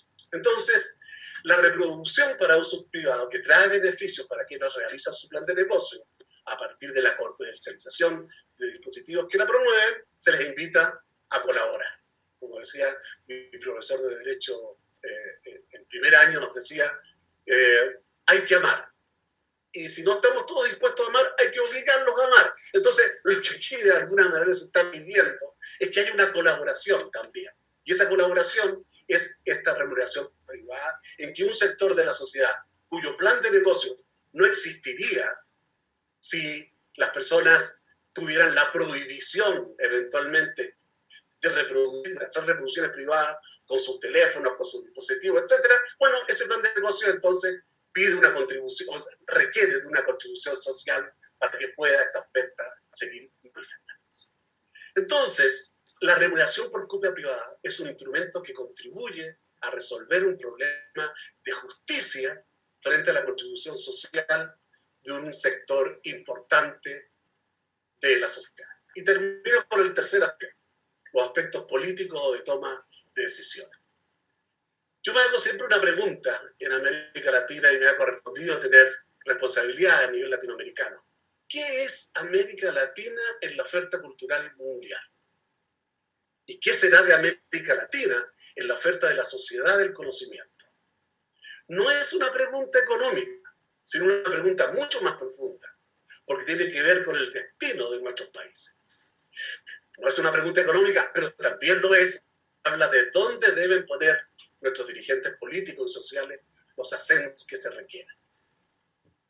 Y hay una prédica que desafortunadamente en algunas experiencias se extienden en América Latina, que es la prédica de nuestra inferioridad económica. Y vinculada a la prédica de nuestra inferioridad económica es la prédica de nuestra inferioridad cultural.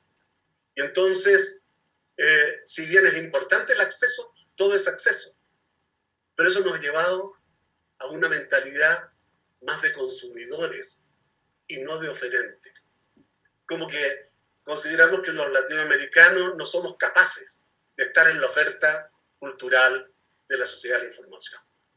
Y si bien, con el perdón de los ingenieros, de los científicos, de los empresarios, América Latina es más conocida por sus arquitectos, por sus músicos, por sus poetas, por sus dramaturgos.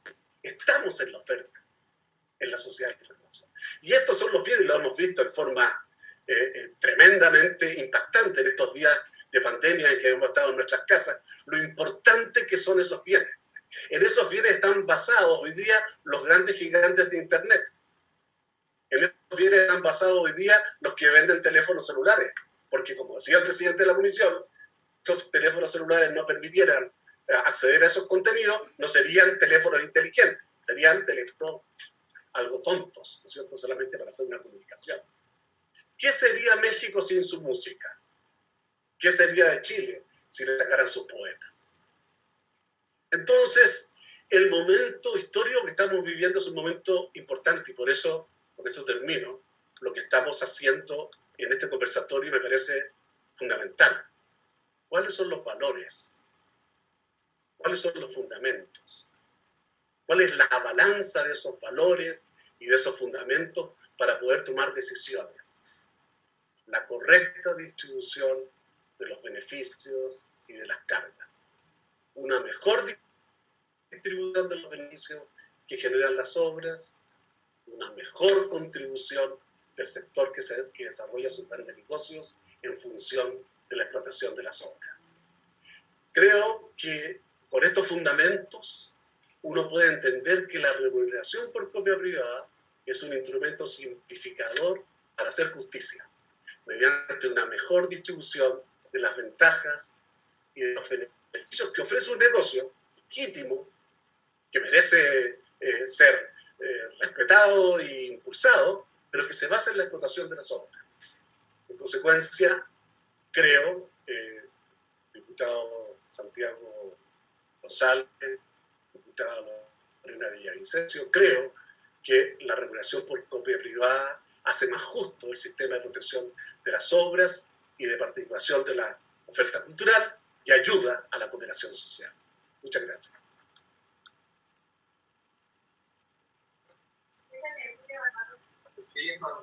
Bueno, pues muy agradecido con el doctor Santiago Schuster. Sin duda, toda su ponencia muy interesante, porque efectivamente nos ubica completamente como, no solo como país, sino como parte de un continente muy importante en donde nos ubicamos en nuestra oferta cultural.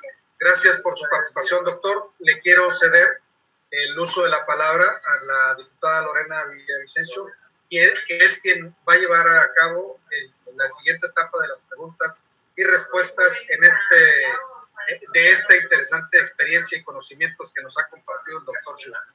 Adelante, diputada, muy buenas tardes, bienvenida. Gracias, diputado Santiago González. Agradecerles enormemente las reflexiones que hicieron tanto Carlos Rodrigo Vázquez como Santiago Schuster sobre este importante tema, del cual haré algunas reflexiones, pero primero voy a pedirles que le den respuesta a algunas interrogantes que hicieron quienes nos están escuchando, que son las siguientes, y es para los dos. de Gabriel Pascal. Él pregunta, los escenógrafos, vestuaristas e iluminadores, ¿cómo cobrarán sus derechos o no están considerados como creadores? Esa es la primera y les doy de una vez la segunda. De Minerva, ¿qué hay de la explotación indirecta que realizan las plataformas a partir de monetizar el tránsito en sus sitios, números de usuarios y ventas de publicidad de empresas a costa de los contenidos que los usuarios y creadores ofrecen de manera gratuita? Esas serían las preguntas para ambos. ¿Quién se apunta?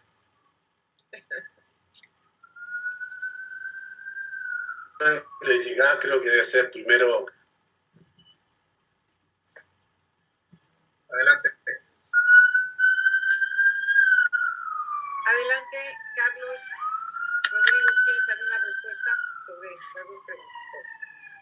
La iniciativa en cuestión se dirige a los autores y a los titulares de los derechos conexos. Y quiero poner aquí un ejemplo. Una coreografía como tal no puede ser protegida si no está puesta en blanco y negro, puesta en papel, y no puede recibir en ese sentido protección. Hay que ver si todo lo que estamos manejando desde la cultura puede ser sujeto de derechos de autor o de titularidad de derechos conexos. Hay una discusión bien profunda a ese respecto que tiene que ver con doctrina jurídica y tiene que ver con derechos humanos. Debo reconocer que mi ponencia tiene mucha influencia el doctor de la Parra Trujillo, que tiene hojas y hojas y párrafos y libros al respecto de los derechos humanos y los derechos de autor. A ver, ¿los derechos de autor son derechos humanos? Sí. Pero no todos los derechos humanos tienen que ver con los derechos de autor, por lo tanto no todo puede ser protegido. La segunda pregunta, ¿cuál era? A ver, un momentito. La segunda pregunta es, ¿qué hay de la explotación indirecta que realizan las plataformas a partir de monetizar el tránsito en sus sitios, número de usuarios y venta de publicidad? Aquí no es. Es decir, la iniciativa no regula ni tiene que ver con el streaming ni nada de eso. Justamente el tema del streaming ha causado mucha polémica. En alguna reunión con el ICC, alguien decía, oigan, yo voy a pagar doble porque ya pago por Spotify, ya pago por Netflix, ¿me van a cobrar doble? Y vaya, son cosas distintas. Esta iniciativa no regula, no prejuzga el tema de la Internet. En todo caso, la Internet nos puede servir más para demostrar que no es forzoso que el usuario final pague ninguna imposición. En este caso, el impuesto digital que se paga desde junio, Netflix decidió cobrarlo. Spotify decidió no cobrar al usuario final y Uber se lo cargó a los conductores asociados. Es la única forma en la que yo puedo tener claridad de que puede cruzarse el camino de esta iniciativa con la de la Internet. Por lo demás, aquí no es. Okay. Bueno, ¿Algunos comentarios, Santiago? Sí, muchas gracias.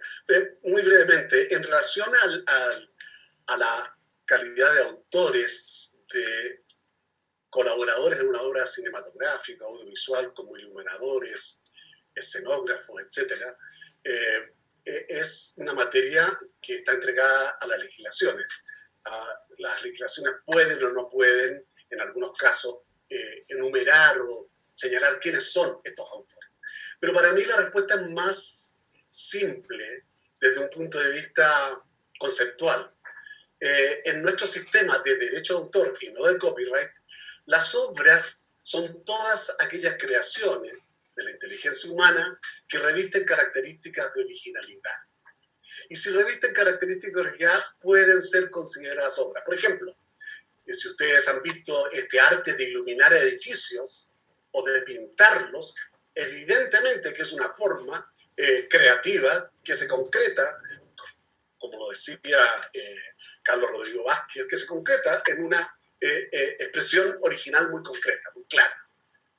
Por lo tanto, preocupémonos más de reconocer el activo que constituye una obra intelectual y luego veamos quiénes han contribuido a darle esa característica de originalidad que es lo que le da la condición de obra protegida. Y el segundo tema es tremendamente actual, ni más ni menos que la Unión Europea ha estado discutiendo sobre la responsabilidad de los proveedores de servicios de Internet o los intermediarios en la distribución de contenido, que es una materia nueva. Se quiso resolver este problema con la famosa limitación de responsabilidades de los proveedores de servicios de Internet y los famosos puertos seguros. Y no ha tenido resultado, al menos en América Latina. Y tampoco lo ha tenido en Europa. Era una posibilidad de que los proveedores de servicios se comprometieran en la contención de las infracciones. Y entonces lo que ha hecho la directiva europea ahora, con la directiva de copyright de abril del año pasado, ha sido decir, mire, en este momento lo que vamos a hacer es que aquellos proveedores de servicios de Internet cuyo plan de negocios consiste en la intermediación de contenido, bueno, tendrán que también tener las licencias correspondientes para que su actividad de negocio sea legítima. Pero como lo había dicho muy bien Carlos Vázquez, este no es el tema que estamos discutiendo hoy día. Estamos en una etapa previa, ¿no? Que es ponernos al día con un derecho que ya está considerado en la legislación mexicana y que hoy día se quiere regular mejorando la técnica legislativa y haciéndola aplicar.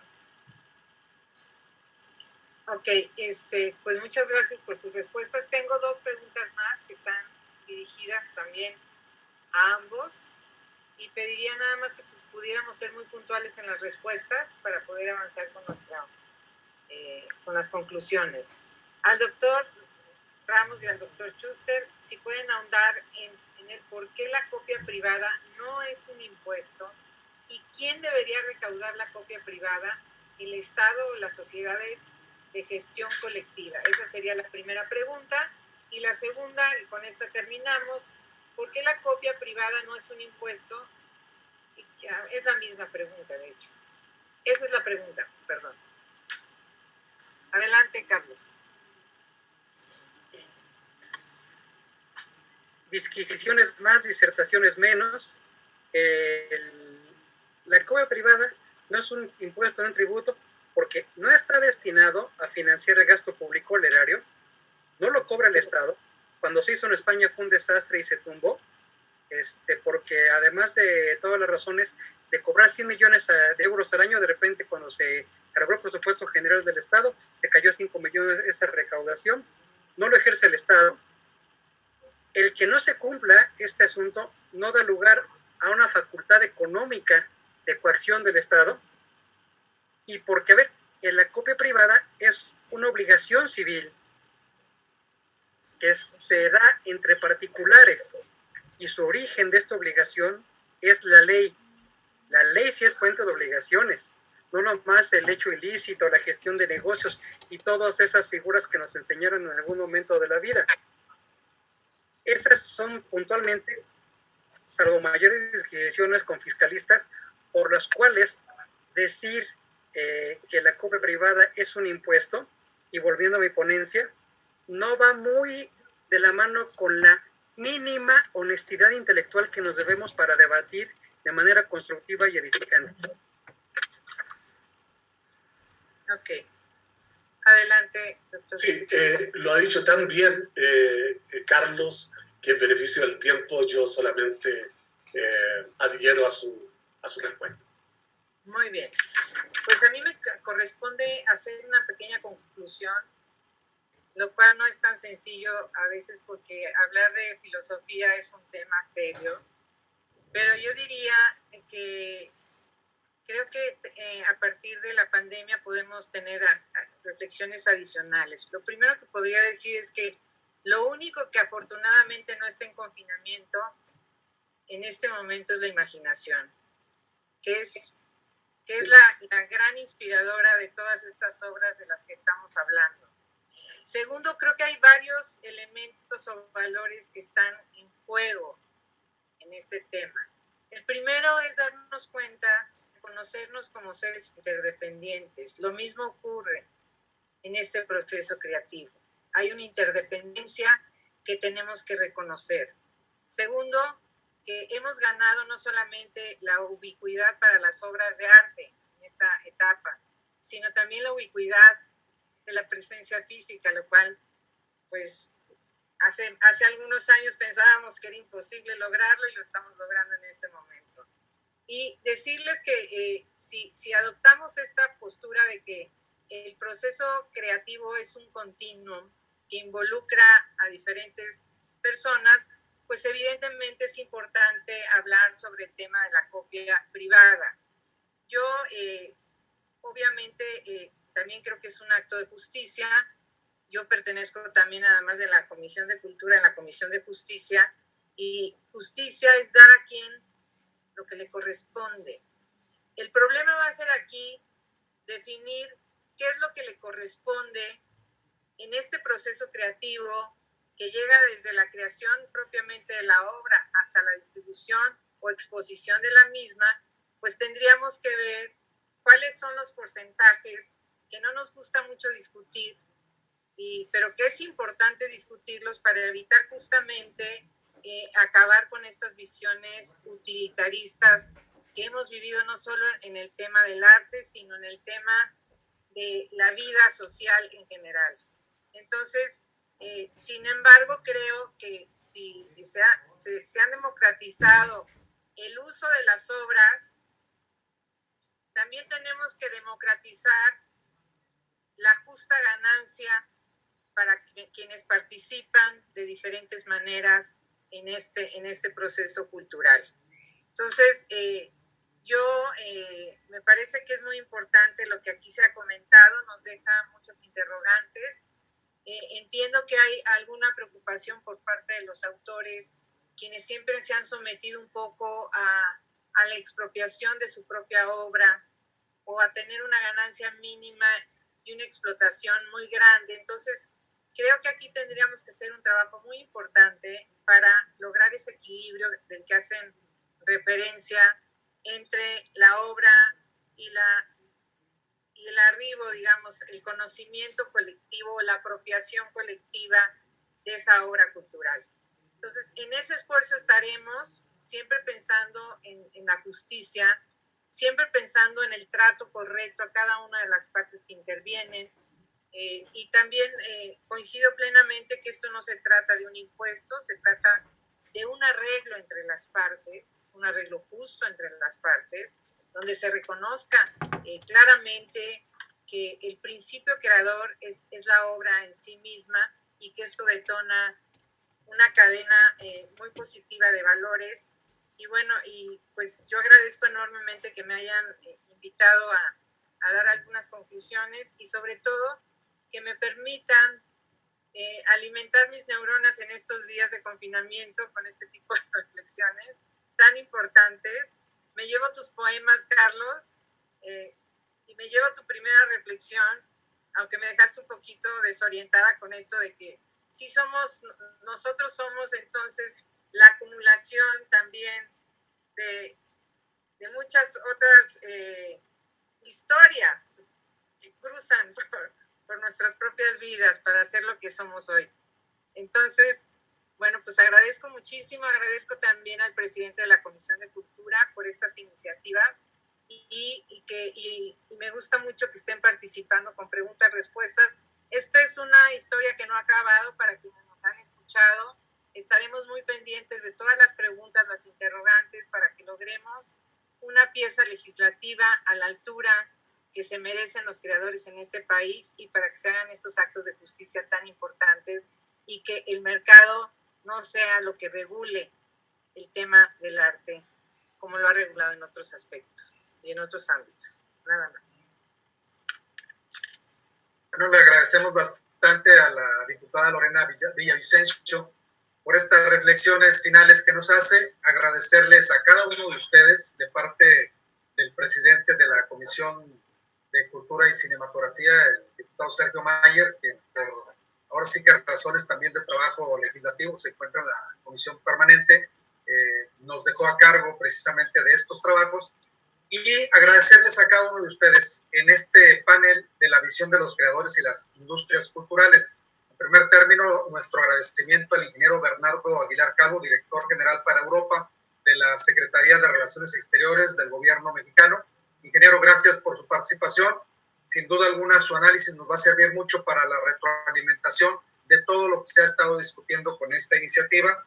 De igual manera, agradecerle al maestro José Manuel Hermosillo Vallarta, él como abogado, investigador en materia de cultura, y su orientación respecto a cuál debe ser no solamente el papel del legislador, sino también el papel de lo que es el Instituto Nacional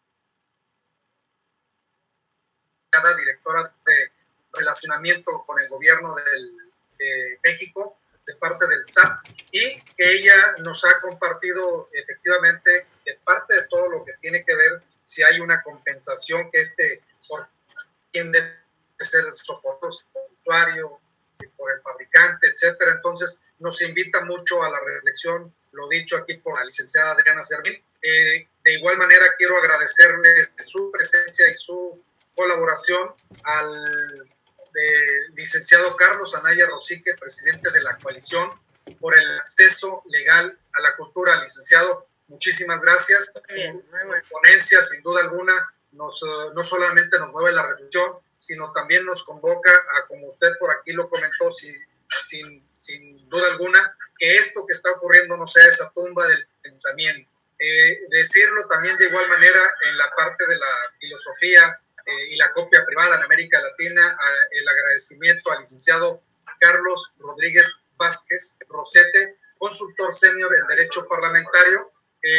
Igual, como decía ahorita Lorena, pues no solamente nos mueve la parte poética, sino también nos mueve la parte que tenga que ver con la filosofía, con el tema jurídico, con lo histórico, porque finalmente forma parte de un todo su magistral ponencia el día de hoy. Y cerramos precisamente con esta parte que nos ha compartido en su ponencia el doctor Santiago Schuster Vergara, a quien saludamos desde México con el corazón, agradeciéndole que efectivamente esto que usted comenta, ¿qué es lo importante en este momento?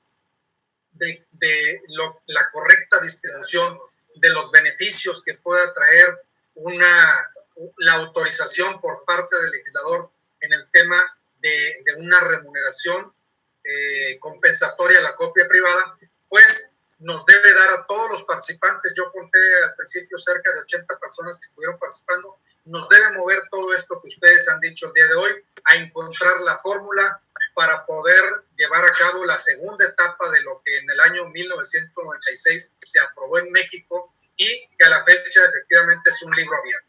Entonces, gracias para todos, nuestro agradecimiento desde la Cámara de Diputados, con la finalidad de que podamos encontrar el equilibrio, sano equilibrio, para poder que los autores efectivamente vean beneficiados sus obras, que aquellos que de alguna manera también comparten esas obras a través de los distintos dispositivos y de quienes finalmente nos convertimos en usuarios, pues encontremos el sano equilibrio que está buscando México en estos momentos. Así es de que, si nos permiten, para hacer la declaratoria final, les pediría a todos los que estamos participando puedan encender su cámara para que podamos ver, y además de que nos podamos ver, que nos podamos tomar la fotografía con la finalidad de que ésta se pueda difundir a través de todas las redes sociales en las cuales el día de hoy nos han escuchado y que además seguramente también nos seguirán escuchando. Decirles que todos aquellos que estén interesados pueden obtener